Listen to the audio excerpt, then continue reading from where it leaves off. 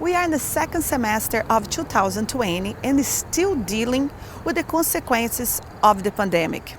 Today, we are going to meet two professionals and find out how they are dealing with the new normal. Angela was a model, then after she had her daughters, she became a housewife. About 2 years ago, she decided to be a life coach. Angela, why did you decide to be a life coach? Claudia, I'm so happy to be here with you.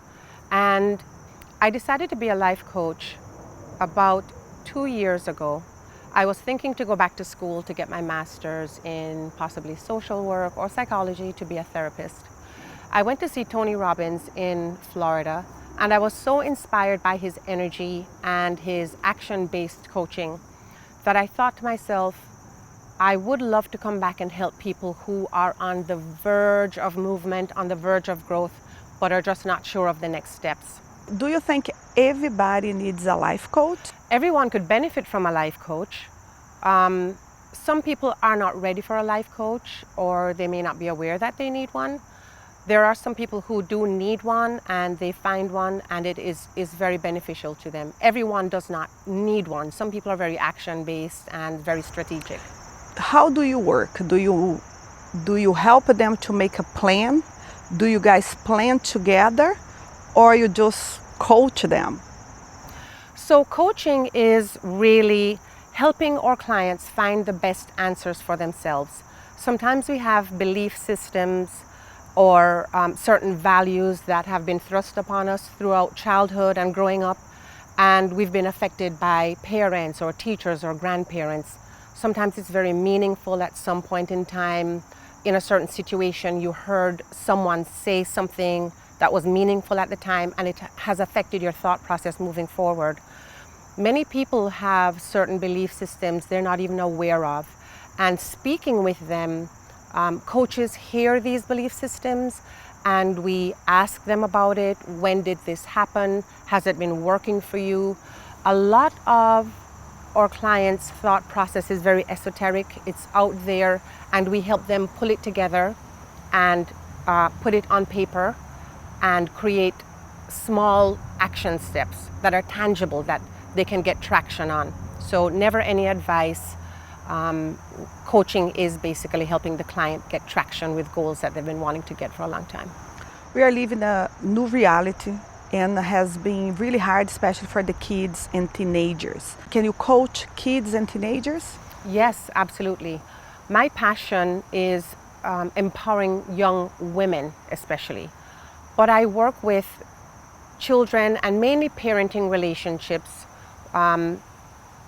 because there's a lot of stress right now around that. Many of us are experiencing pandemic fatigue, and I'm seeing a lot of this on college campuses with kids going out, partying, and the parents have invested a lot of time and money in their education, and the children have invested a lot of time and energy to get where they're going. So many children are doing what they think is expected. The partying, they want to see their friends, and that is understandable. The new normal is something that we all have to create. We have to create new expectations for our children. Learning online, meeting their friends, interacting with our own families. We're all creating the new normal right now. So it's a matter of raising the bar and focusing on more quality time, quality activities with friends and family, and the children will get on board. You have to plan a strategy, and children will get on board with that. I want to ask you also, as a mother raising two beautiful children, Thank you. what kind of foundation you built for your children to live in this world with the Black Lives Matter and people are fighting?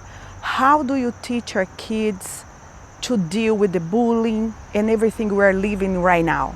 One thing I learned early on, growing up in Jamaica with my mom, I remember the Queen was coming into town, and a lot of the neighbors were running out to see the Queen in the parade.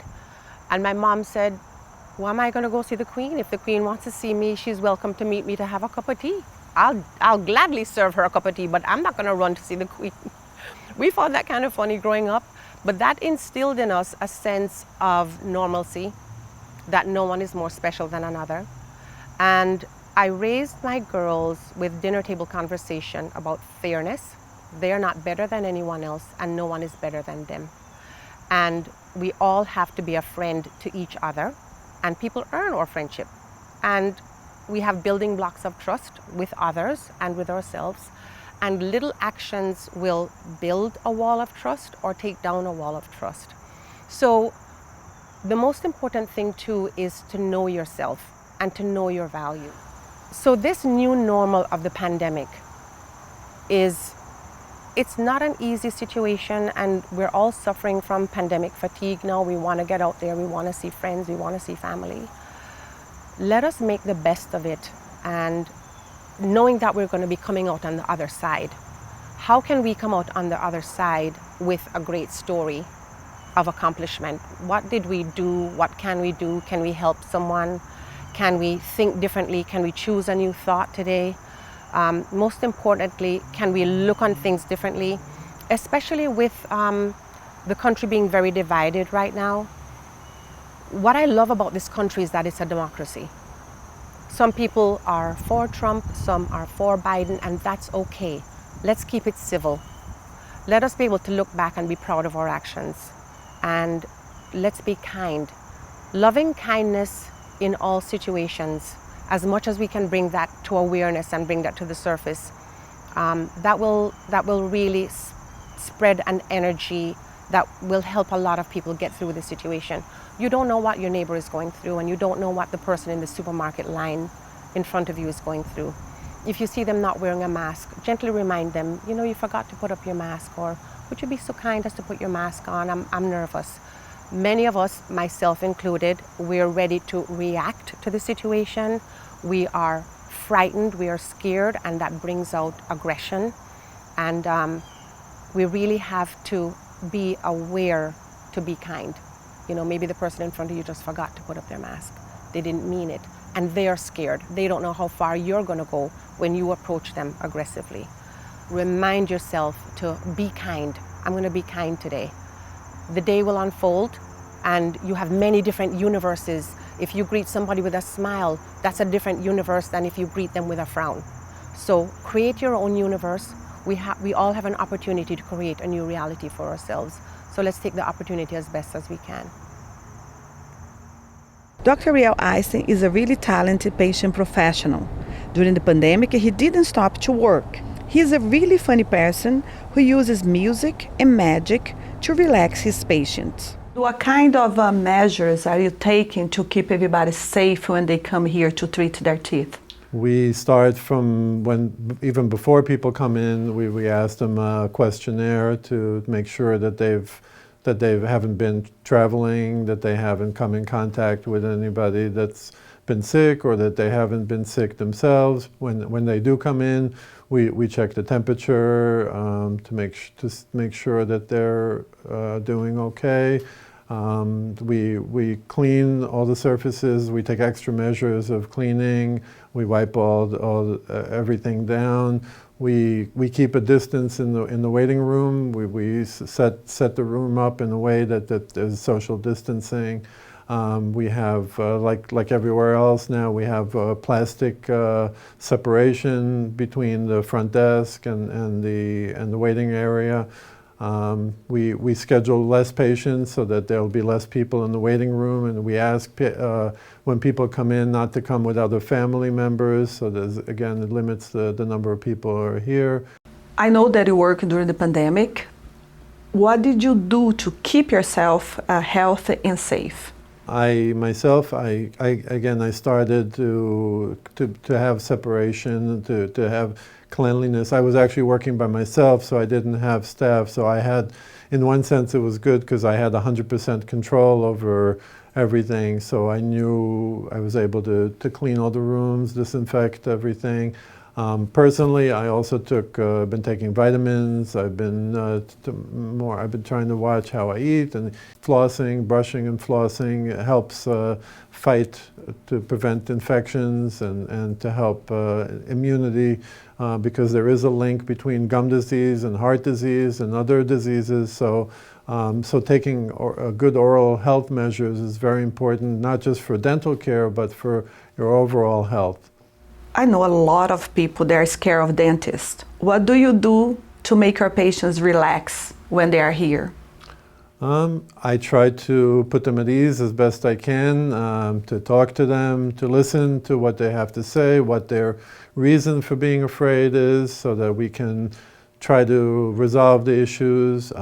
We have music we put on. I can select any type of music, and I try to play and talk to, but I find just talking and making them feel, we really try to make the environment like a family environment, and I think that's worked well both with the staff and people feel comfortable. Nobody really likes coming to the dentist, but at least when you come in, we want to try to make it as pleasant as possible. And how can I avoid for my child to not have early cavities? To start early is to start teaching, brushing early, depending on the age of the child, flossing, just coming in on a regular basis. And obviously the diet is very important, because if you eat a lot of sugar, it's important not to brush the teeth before you go to bed. That's probably the most important thing, to how clean everything you keep clean, and the teeth stay healthy, and that will go a long way both in dental health and overall health. And I know a lot of people lost their job because of the pandemic. Do you offer any kind of financial plan for people who comes here? We do. We try to work with everyone. I know a lot of people, not everybody can afford to pay up front, and dental treatment can be costly. So we always try to give people an estimate of the treatment and to break up into payments, so to make it a little bit easier. We do offer different types of, if they want to use credit, we do have something called Care Credit, or there's other companies that allow even like to pay as long as a year, over a course of a year, without interest. So we try to work with people. And even to price, we try to help out with pricing as best we can. Okay, thank you so much. Oh, thank you.